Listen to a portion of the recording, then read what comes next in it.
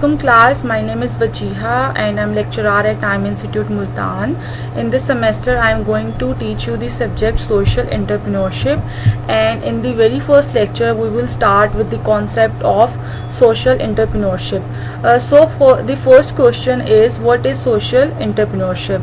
Social entrepreneurship is the process of recognizing and resourcefully pursuing opportunity to create social value. Social entrepreneurship एक ऐसा process है जिसमें हम recognise करते हैं और अपनी अपॉर्चुनिटीज़ को परसू करते हैं किस चीज़ के लिए, ताकि हम अपनी सोसाइटी में एक सोशल वैल्यू को क्रिएट कर सकें। सोशल एंटरप्रेन्योरशिप एक ऐसा प्रोसेस है जिसमें हम डिफरेंट टेक्निक्स यूज़ करते हैं, कौन कंपनीज और डिफरेंट एंटरप्रेन्योर्स, ताकि वो डेवलप कर सके फंड्स को और इम्प्लीमेंट कर सके सोल्यूशन को, किस चीज़ के लिए, अपनी सोशल, कल्चरल और एनवायरमेंटल इश्यूज़ को रिजॉल्व करने के लिए। जब हम सोशल एंटरप्रेन्योरशिप के स्पेक्ट्रम की बात करते हैं तो ये not for profit plus for profit दोनों के रिजल्ट्स को ड्रॉ करता है। अब नेक्स्ट हम बात करते हैं कि सोशल एंटरप्रेन्योर कौन होता है। तो सोशल एंटरप्रेन्योर्स जो हैं वो इंडिविजुअल्स होते हैं जिनके पास इनोवेटिव सॉल्यूशंस और आइडियाज़ होते हैं सोसाइटी की प्रेसिंग प्रॉब्लम से रिलेटेड। ये लोग एम्बिशियस होते हैं और प्रसिस्टेंस होते हैं। अब इनमें क्या होता है, ये चाहते हैं कि जो सोसाइटी की मेजर इश्यूज़ हैं, सोशल इश्यूज़ हैं, उनको ये टैकल करें और उनमें नई और सोसाइटी के लिए न्यू आइडियाज़ ऑफर करें ताकि वर्ल्ड वाइड वो चेंज ला सकें। Social entrepreneur is a person who establish an enterprise with the aim of solving social problems or affecting social change। हमारे पास दो एग्जाम्पल्स हैं, मेजर दो एग्जाम्पल, मोहम्मद यूनुस की जो बांग्लादेश से है और डॉक्टर मारिया की। इन दोनों ने जो है वो सोशल एंटरप्रेन्योरशिप के कॉन्सेप्ट को डेवलप भी किया और उनके लिए एक एग्जाम्पल्स भी हैं। एक ने बैंकिंग सेक्टर के लिए काम किया और एक ने चाइल्डहुड एजुकेशन के लिए काम किया था। जब हम फंक्शंस की बात करते हैं कि सोशल एंटरप्रेन्योर्स के क्या फंक्शन होते हैं, तो these are the following functions of social entrepreneurs. Number 1, to address social issues that are not addressed by the government. Second, to provide urgent but sustainable solution to the most difficult social problems, to create long-term systems and framework for NGOs and CSR. Number 4, bring professionalism and innovation in social sector. जब भी आपकी government जो है वो कोई social issue को address नहीं कर पाती और उसको कंप्लीट नहीं कर पाती, तो सोशल एंटरप्रेन्योर्स ऐसे इश्यूज़ में काम करता है जो गवर्नमेंट सॉल्व नहीं कर पाती। उनका सेकंड फंक्शन ये होता है कि जो आपकी सोशल प्रॉब्लम्स हैं उनके लिए अर्जेंट लेकिन सस्टेनेबल सोल्यूशन निकालें ताकि सोशल प्रॉब्लम्स रिजॉल्व हो सकें।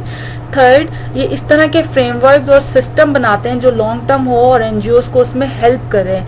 नंबर 4, इनोवेशंस लाते हैं और प्रोफेशनलिज्म लाते हैं आपके सोशल सेक्टर में।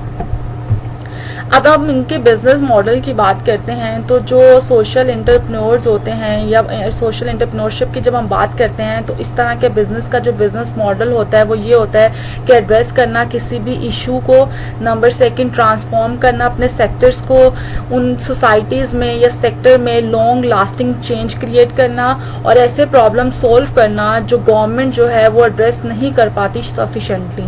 जैसे कि पीछे मैंने मोहम्मद यूनुस की एग्जाम्पल दी थी जिन्होंने बैंकिंग सेक्टर के लिए काम किया था। इन्होंने क्या किया था, इन्होंने फाइनेंशियल सर्विसेज और क्रेडिट प्रोवाइड किए थे बांग्लादेश में। ये फर्स्ट था जिन्होंने स्टार्ट किया था फंड्स प्रोवाइड करना किनको, rural poor people in Bangladesh, और इन्होंने क्रिएट की थी सेल्फ एम्प्लॉयमेंट अपॉर्चुनिटी ताकि लोग अपनी इनकम इससे जनरेट कर सकें।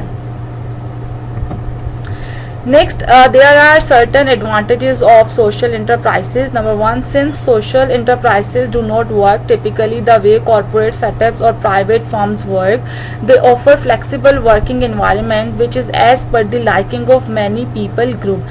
जब हम social enterprises की बात करते हैं तो इस तरह की enterprises होती है जिनका जो setup होता है वो private sector और private corporate sector से थोड़ा सा different होता है। ये अपने employees को जो है वो flexible वर्किंग एनवायरनमेंट जो है वो देते हैं, ताकि जो इनके एम्प्लॉय के सेटिस्फेक्शन लेवल है वो हाई हो सके और वो इसी तरह दूसरे लोगों की भी मदद कर सके। Number second, create value for the society and some time generate income if not wealth. इस सोशल एंटरप्राइजेस का जो बेसिक मकसद होता है वो ये होता है कि वो अपनी सोसाइटी में एक वैल्यू को क्रिएट करें। और as a thumb rule, the solution they offer are suppose to be innovative, unique, people and environment friendly. जो इनका थंब रूल ये होता है कि वो जो भी मार्केट में सोशली जो प्रॉब्लम्स होते हैं उनके ऐसे सोल्यूशन जो हैं वो प्रोड्यूस करें या दें या ऑफर करें जो इनोवेटिव हों, यूनिक हो और लोगों के लिए और एनवायरनमेंट के लिए फ्रेंडली हो। If we talk about the advantages of social enterprises, then there are also certain disadvantages of social enterprises. Number one, the risk of losing non-profit status, lack of supports or funds, possibility of poor reputation due to disaster, commercial exemption होती है।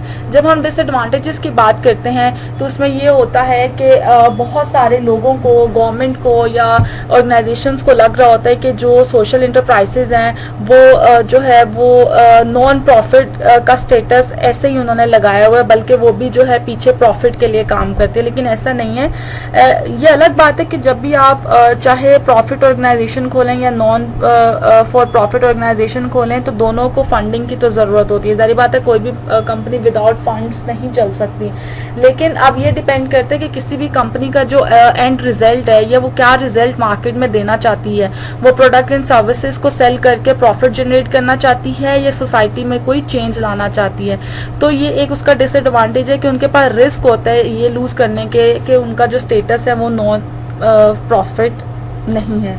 Second, support और fund की कमी भी हो सकती है। Third, अगर कोई भी डिजास्टर हो जाता है तो रेपुटेशन का भी रिस्क होता है, पुअर रेपुटेशन उनको मिले।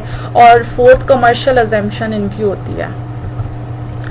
अब हमने सोशल एंटरप्रेन्योर की बात की है, इसी तरह एक एंटरप्रेन्योर भी टर्म है। अब दोनों टर्म्स कैसे डिफरेंट हैं। एंटरप्रेन्योर भी जब आप कोई न्यू आइडिया या न्यू आपकी कोई भी स्मॉल लेवल पे या लार्ज लेवल पे कोई कंपनी खोलता है जिसमें कोई न्यू आइडिया होता है या न्यू प्रोडक्ट होता है तो हम इसको एंटरप्रेन्योर कहते हैं या एंटरप्रेन्योर कहते हैं। अब ये दोनों आपस में डिफरेंट कैसे हैं, तो हमारे पास 5-6 जो हैं वो फैक्टर्स हैं जिसकी वजह से हम एंटरप्रेन्योर्स को और सोशल एंटरप्रेन्योर्स को जो है वो डिफरेंशिएट कर सकते हैं। जैसा कि नंबर 1 है गोल। जब हम एंटरप्रेन्योर की बात करते हैं तो उनका जो गोल होता है वो होता है मार्केट को सिक्योर करना, कैप्चर करना। लेकिन जब हम सोशल एंटरप्रेन्योर्स की बात करते हैं तो उनका मकसद होता है मार्केट में जो गैप है उसको फिल करना और वर्ल्ड में चेंज लेके आना। सेकंड, जब हम ऑब्जेक्टिव की बात करते हैं तो एंटरप्रेन्योर का जो ऑब्जेक्टिव होता है वो होता है अपना बिल्ड करना बिजनेस को और प्रॉफिट को अर्न करना। जबकि हम सोशल एंटरप्रेन्योर की बात करें तो उनका ऑब्जेक्टिव होता है क्रिएट करना sustainable solution for social change. जब हम उनके प्रॉफिट की बात करते हैं तो maximise share holder value and profit as an end. जब हम सोशल एंटरप्रेन्योर को इसमें देखेंगे तो उनका एम होता है एडवांस अपनी social aim, profit as a mean to financially sustainability. जब हम रिस्क की बात करते हैं तो एंटरप्रेन्योर्स को सिर्फ बिजनेस रिस्क होता है, लेकिन सोशल एंटरप्रेन्योर को बिजनेस रिस्क के साथ साथ सोशल रिस्क भी होता है। इनकी जो ग्रोथ होती है वो कंपेटिटिव होती है फॉर वन कंपनी, जबकि इनकी कोलैबोरेटिव होती है फॉर सोसाइटल इम्पैक्ट के लिए। एंटरप्रेन्योर का जो सोशल प्रॉब्लम के साथ लिंक है वो इनडायरेक्ट होता है, जबकि सोशल एंटरप्रेन्योर का सोशल प्रॉब्लम्स के साथ लिंक जो है वो डायरेक्ट होता है।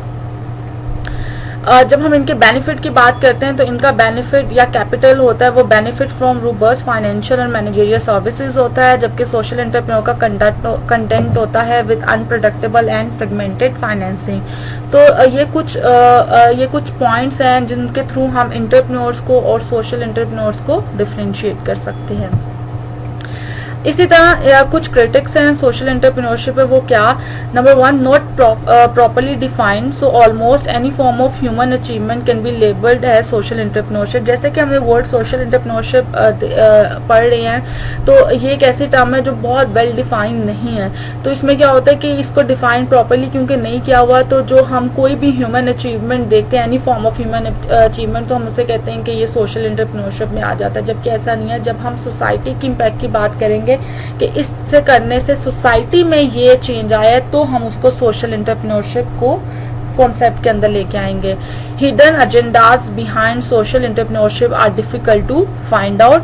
And last, cash flow models of social enterprises may be for profit yet they can work as non profit and gain government support. अब इन पे सबसे जो है वो बड़ा क्रिटिक ये है कि वो ये कहते हैं कि जी इन्होंने वैसे तो नॉन प्रॉफिट ऑर्गेनाइजेशन है और गवर्नमेंट से सपोर्ट भी गेन कर रहे हैं, लेकिन जी ये एंड में जो है वो प्रॉफिट के लिए काम कर रहे हैं। तो ये क्रिटिक है, और क्योंकि ये प्रॉपरली डिफाइन नहीं हुआ इसलिए जो है इस तरह के क्रिटिक्स जो है उनको फेस करने पड़ते हैं। लास्ट में हम कुछ की एरियाज पढ़ेंगे जहाँ पे जो है सोशल एंटरप्रेन्योर्स काम कर सकते हैं। एजुकेशन सेक्टर में कर सकते हैं, हेल्थ सेक्टर में कर सकते हैं, एग्रीकल्चर सेक्टर में कर सकते हैं, स्किल डेवलपमेंट में कर सकते हैं, इन्वायरमेंट में कर सकते हैं, एंड रिन्यूएबल एनर्जी में कर सकते हैं। तो ये कुछ सेक्टर हैं जो सोशल एंटरप्रेन्योर्स इन सेक्टर्स में सोसाइटी के लिए और कुछ सोशल वैल्यू क्रिएट करने के लिए काम कर सकते हैं। तो आज के लिए हम इतना ही पढ़ेंगे। इंशाल्लाह नेक्स्ट लेक्चर में इसको फिर हम और ज़्यादा इलेबोरेट करेंगे और डिस्क्राइब करेंगे। अगर आपको कोई भी क्यूरी है या इससे रिलेटेड कुछ भी आपका कोई क्वेश्चन है तो वो आप ग्रुप में पूछ सकते हैं। तब तक के लिए खुदा हाफिज़।